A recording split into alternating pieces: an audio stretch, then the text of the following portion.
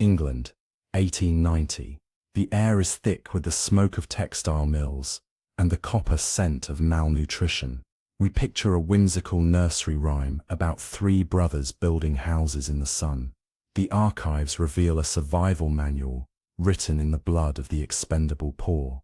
This is not a parable about the rewards of diligence or the dangers of laziness. It is a forensic examination of a world where huff and puff is a metaphor for systemic collapse, and where the only defense against the wolf is not virtue, but wealth. We were told it was a story about hard work, about planning ahead, or about the virtue of building with brick instead of straw. We were told the first two pigs learned their lesson, that they escaped to their brother's house, that everyone lived happily ever after in a world where effort equals survival. The archives reveal something else entirely. In Joseph Jacobs' original 1890 text, there is no escape clause, no rescue, no redemption. The wolf huffs, and he puffs, and he blows the house in, and he eats up the little pig. Full stop. The second pig meets the same fate. They do not learn because they do not survive. This is not a parable about virtue. This is a documentary of collapse, written in the blood of Victorian England's expendable poor. The tale emerges from the 1840s through 1890s, one of the deadliest periods in English history. The numbers are stark and unforgiving. 1 in 5 children died before their first birthday. 1 in 3 died before age 5, regardless of social class. Among the poor, the true audience for oral folklore, the statistics grew worse. Workhouses overflowed with orphans, skeletal children shipped from London's Lambeth and Southwark parishes to textile mills over 100 miles away. Their small bodies fuel for industrial machinery they would never escape. The air in those years carried the weight of perpetual smoke. Coal fires burned in cramped tenements, where families of 8 shared single rooms, the soot settling into lungs and clothing, until breathing itself became a struggle against the accumulating darkness. The straw houses were not metaphors. They were the desperate, impermanent shelters of squatter families, built without capital, without options, without time. Bundles of thatch and furze branches, lashed together with whatever rope or wire could be scavenged. These structures offered no protection against wind, rain, or the predators that roamed both countryside and city streets. The smell of poverty was inescapable. Unwashed bodies, pressed together in airless spaces. The sour tang of spoiled milk and rotting vegetables from market refuse, the metallic scent of blood from slaughterhouses, and the copper taste of fear that lived permanently in the mouths of those who knew that tomorrow's meal was never guaranteed. In Yorkshire's textile mills, skeletal evidence tells the story that official records buried children dead from rickets, scurvy, tuberculosis, and industrial accidents before age 18. Growth so stunted that 9-year-olds measured the same height as 4-year-olds. Their bones carry the texture of systematic starvation, the mineral depletion of bodies forced to work before they had finished growing. The wolf was not a single predator. It was systemic predation, hunger, disease, economic collapse, the relentless machinery of survival that consumed the weak without ceremony or moral consideration. By 1281, King Edward I had declared total war on wolves in England, hiring knights to hunt and exterminate them by the hundreds, confirming that wolves remained a material threat to human subsistence well into the medieval period. But the wolves that stalked Victorian England wore different forms: landlords, factory owners, the grinding poverty that turned children into commodities. The brick house was not virtue, it was capital, accumulated wealth, inherited property, resources that allowed for planning, for permanence, for the luxury of building something that could withstand assault. The third pig's survival was not moral superiority, it was economic privilege, the accident of birth that determined who lived and who became food for the machine. In the original telling, When the wolf finally falls into the boiling pot, the steam that rises carries the scent of rendered fat and the metallic taste of justice served at scalding temperature. The predator becomes sustenance, but only for those with the resources to build the trap, to maintain the fire, to survive long enough to turn the tables. The silence that follows is not peaceful. It is the silence of a world where two have been consumed and one remains, where survival is not a reward for virtue, but a lottery of circumstance, and where the next wolf is already prowling beyond the brick walls, testing for weakness. The real villain of this story is not the wolf. The wolf is simply doing what wolves do, hunting, testing defenses, following the ancient protocols of predation. The wolf operates without malice, driven by the biological imperative to feed. It approaches three structures in sequence because this is how predators behave, systematically, efficiently, without emotion. The true antagonist is the mother sow. She is the one who sends her 3 sons into the world because she had not enough to keep them. This is not abandonment, born of cruelty. This is calculated triage, the cold mathematics of survival in a world where resources are finite and choices are binary. Keep all 3 children and watch them starve slowly, or expel them into the world with the slim hope that one might survive through cunning or luck. The mother sow has internalized the logic of scarcity. She has accepted the terms of a system that forces her to choose which of her children might live. This is not maternal failure. This is systemic, coercive control. The mother becomes the instrument of a larger economic violence, the enforcer of conditions she did not create, but cannot escape. Consider the psychological conditioning at work here. The first 2 pigs accept the terms they are given without question. They build what they can afford with materials at hand, knowing at some unconscious level that these structures are temporary. They have been conditioned by generational poverty to expect failure. There is no narrative of hope or striving in their choices, only compliance and consumption. They build quickly because they have been taught that their time is not valuable. They use straw and sticks because they have been taught that they do not deserve better.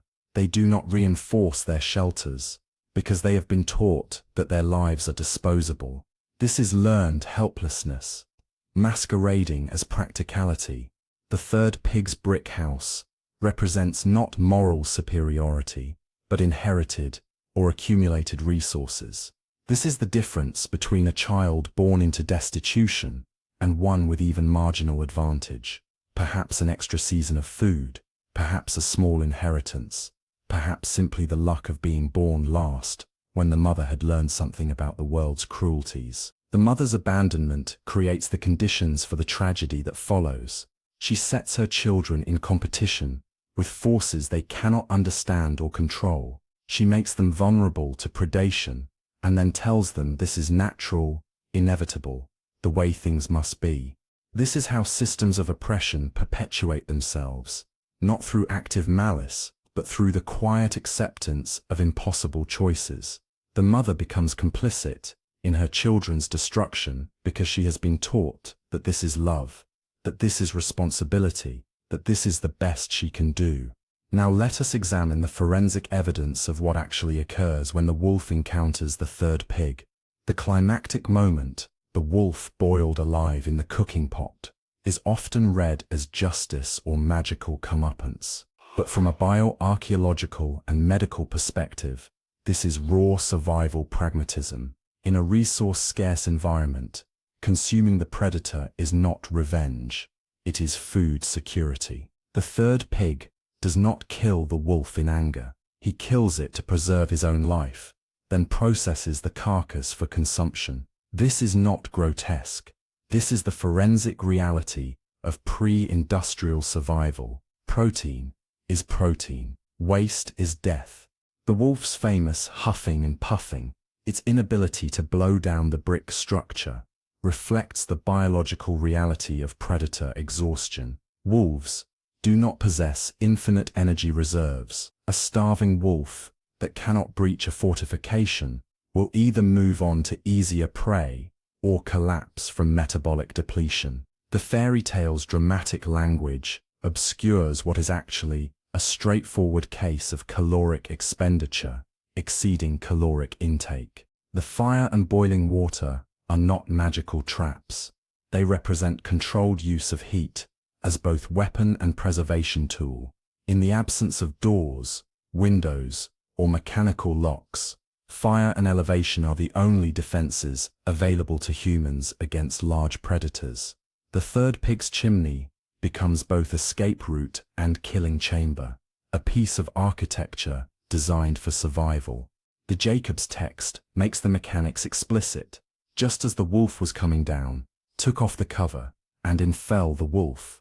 So the little pig put on the cover again in an instant, boiled him up, and ate him for supper, and lived happy ever afterwards. Note the clinical precision of this description.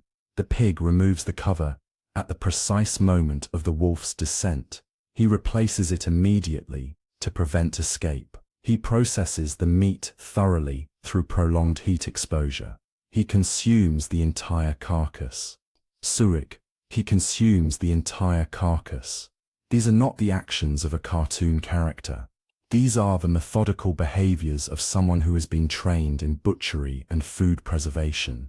The final phrase, lived happy ever afterwards, is not magical redemption. It is the baseline acknowledgement that survival itself constitutes victory. Happiness, in this context, means having enough protein stored to survive the winter. It means no longer scanning the horizon for predators. It means the luxury of sleep without fear. The forensic evidence suggests something darker still. The third pig's preparedness, his brick house, his strategic chimney, his ready fire and cooking pot, indicates premeditation. He did not stumble into survival. He engineered it. He built a killing machine, disguised as a home. This is what the fairy tale actually describes, not the triumph of virtue over vice, but the victory of superior violence over inferior violence. The third pig succeeds not because he is good, but because he is better armed, better fortified, and more ruthlessly prepared to kill when killing becomes necessary. The wolf dies, not because it is evil, but because it is outmatched. The first two pigs die, not because they are lazy, but because they are under-resourced. The third pig lives not because he is virtuous, but because he possesses the tools and knowledge necessary to commit efficient murder. This is the forensic reality, hidden beneath the fairy tale's moral veneer. This is what we teach our children when we tell them this story. This is what we have always known about the world, even when we pretend otherwise. The timeline unfolds with mechanical precision. Dawn breaks over a landscape where three brothers have been cast out by their own mother, expelled into a world that measures worth in brick and mortar. The first pig encounters the straw merchant at approximately 9 in the morning. The transaction is swift, desperate. By noon his house stands complete, fragile, golden, beautiful in the sunlight. The wolf arrives at 2 o'clock. The negotiation lasts 30 seconds. The huffing and puffing begins at 2:01. By 2:03, the structure collapses. By 2:04, the first pig is dead, consumed entirely, leaving no trace except the scattered straw that will blow away by evening. The second pig's death follows the same temporal rhythm. 3 days later, his house of furs and thorns takes longer to build. The materials are sharper, more resistant. He works through the afternoon, blood on his hooves from the thorns. The wolf arrives at dusk this time, perhaps having learned to hunt in dimmer light. The assault lasts longer, 4 minutes of huffing and puffing instead of 3, but the outcome remains identical. By nightfall, the second pig exists only in the wolf's stomach, and the thorns lie scattered like accusations across the ground. The third pig's final confrontation occurs on a winter evening. The brick house has stood for weeks, a fortress that mocks the wolf's previous victories. The wolf arrives at 7 o'clock, confident in his pattern of success. But the huffing and puffing fails. For 20 minutes, the wolf exhausts himself against immovable walls. Then comes the deception phase, the turnip field, the apple orchard, the fair, each attempt spanning days, each failure driving the wolf deeper into desperation. The final assault begins at midnight on the winter solstice. The wolf climbs onto the roof, his claws scraping against the tiles. The pig hears him coming and lights the fire at 12:15. The water begins to boil at 12:23. The wolf enters the chimney at 12:30, committed to his descent by gravity and rage. At 12:31, he falls into the cauldron. The screaming lasts 47 seconds. By 12:32, the wolf is dead. By 1 o'clock in the morning, the pig is eating his supper, the predator's flesh seasoned with victory. The silence that follows is absolute. This is why we invented fairy tales, not to teach virtue, but to hide our complicity in a world where survival depends on inherited advantages and the willingness to consume our enemies. We tell sanitized versions to children because we cannot bear to admit what we know, that some are born to straw houses and some to brick, that effort without resources is merely elaborate dying, that the strong eat the weak and call it justice. The original tale preserved in Joseph Jacobs' collection stands as forensic evidence of humanity's true nature. It records a time when mothers expelled their children, knowing most would die, when storytellers recounted death without sentiment, when happiness was defined not as moral triumph, but as the simple cessation of threat. The third pig lives happily ever after, not because he was virtuous, but because he possessed the resources to build properly and the ruthlessness to boil his enemy alive. We have spent centuries trying to moralize this story, to extract lessons about hard work and preparation, but the text resists our sanitization. It insists on its brutal honesty. Architecture determines survival, resources create the boundary between predator and prey, and contentment comes not from righteousness, but from the consumption of those who would consume us. The Three Little Pigs is not a children's story. It is a confession written in our oldest voice, admitting what we have always known but dare not speak. We are a species that sorts its young by their access to brick and mortar, that watches the weak die while celebrating the strong, that finds happiness in survival itself regardless of the cost. The tale endures because it tells the truth we cannot bear to face directly, that in the end, there are only those who eat and those who are eaten, and the difference between them is not virtue, but fortune, not character, but capital, not goodness, but the simple, terrible accident of being born to the right materials. In a world that measures worth by the thickness of our walls,